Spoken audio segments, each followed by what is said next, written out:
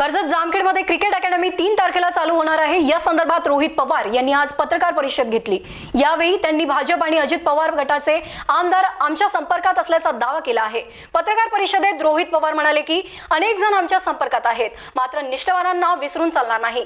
त्यांना पाठिंबा देऊ। महाराष्ट्रात धर्म सोडून दिल्लीकरांची चाकरी ज्यांनी केली त्यांना घेतलं जाणार नाही, अशा शब्दात रोहित पवार यांनी विरोधकांवर निशाणा साधला आहे। कॅबिनेट मध्ये गायीसाठी काहीतरी त्यांनी योजना आणली, चांगली गोष्ट आहे, पण विषय एवढाच आहे की जेव्हा दुष्काळ होता त्याच गायी आणि बैल नाहीतर जनावर असतील ज्यांना चारा मिळत नव्हता, प्यायला पाणी मिळत नव्हतं, याच्यासाठी कुठेतरी त्यांनी एक चाऱ्यासाठी योजना आणायला पाहिजे होती की त्यांनी न आणता पाऊस जेव्हा सुरू झाला तेव्हा पहिली कुठेतरी छावणी त्यांनी सुरू केली।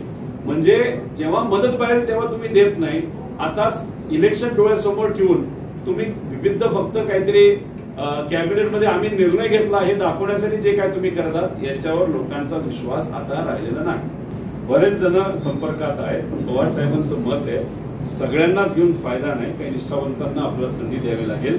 त्यामुळे आता पवार साहेब ठराविक लोकांचाच कदाचित विचार करतील आणि तो ठराविक आकडा जो आहे तो फार कमी असू शकतो, कारण ज्या लोकांनी विचार सोडला, ज्या लोकांनी साहेबांना सोडलं, ज्या लोकांनी महाराष्ट्र धर्म सोडून दिल्लीची चाकरी करण्याचा निर्णय घेतला त्यांच्याबद्दल त्यांच्या मतदारसंघामध्ये अतिशय नकारात्मक वातावरण आहे। त्या लोकांना आपल्याकडे घेऊन राजकीय दृष्टिकोनातून तो निर्णय चुकू शकतो।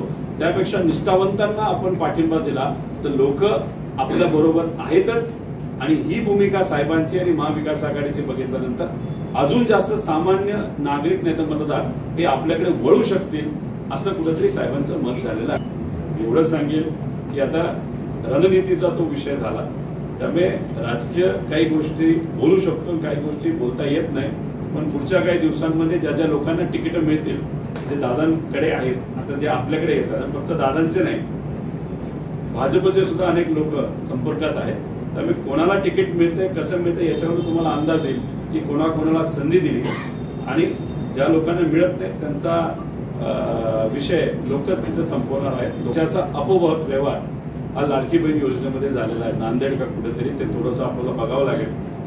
विषय एवढाच आहे की आमचा लाडकी बहीण योजनेला विरोध नाही, पण लाडकी बहीण योजनेचा वापर तुम्ही फक्त राजकारणासाठी करणार असाल, जो महायुतीतले सर्व नेते करत आहेत, आणि त्याच्यातला तर एक 72 आमदार असं सुद्धा बोलला की आम्ही जुगाड केलाय लाडकी बहीण योजनेचा, कारण आम्हाला परत सत्तेत तिथे यायचंय। म्हणजे गरीबाला तुम्ही 1500 रुपये देता या महिलांना, आणि त्यांच्या गरिबीबद्दल तुम्ही काय उद्देशून बोलता की जुगाड केलाय फक्त सत्तेत येण्यासाठी। त्याचा अर्थ की सत्तेत आल्यानंतर ते येणार नाहीत, ते नक्कीच ती योजना बंद करतील। महाविकास आघाडी सरकार या योजनेमध्ये नक्कीच काहीतरी चांगले सकारात्मक बदल करून योजना बंद न करता त्याला अजून चांगली ताकद देतील, पण त्याच्याच बरोबर त्याच लाडक्या बहिणीच्या मुलीला नोकरी मिळावी, शेतकऱ्याला चांगला हमीभाव मिळावा, जे काही मिडल क्लास नाहीतर जे मध्यमवर्गीय आहेत त्यांना बऱ्याच काही अडचणी आहेत, अशांना न्याय मिळावा, असंघटित क्षेत्राला न्याय मिळावा, यासाठी महाविकास आघाडी लाडकी बहीण योजना सुरू ठेवून त्याच्यात चांगले काही बदल करून या सर्व विषयाकडे सुद्धा लक्ष देईल, आणि गुजरातचा विचार कमी करून महाराष्ट्राचा जास्त विचार हे महाविकास आघाडी करेल असा विश्वास लोकांमध्ये सुद्धा आहे, आणि आम्ही सुद्धा तो व्यक्त करू।